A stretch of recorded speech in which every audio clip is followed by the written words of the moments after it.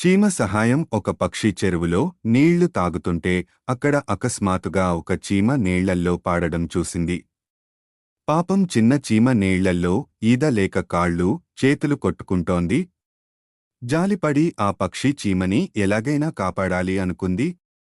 చుట్టుపక్కల వెతికి ఒక ఆకునే తీసుకుని వచ్చి చీమ దగ్గరగా పడేసింది.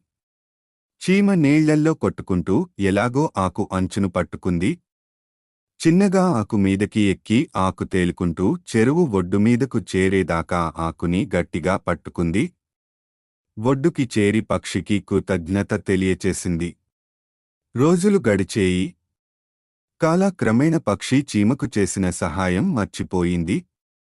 కాని చీమ మట్టుకు గుర్తు పెట్టుకుంది. ఒకరోజు అదే పక్షి చీమకి మళ్ళీ కనిపించింది. పలకరిద్దామని దగ్గరికి వెళ్తే చెట్టు వెనుక ఒక మనిషి పక్షిని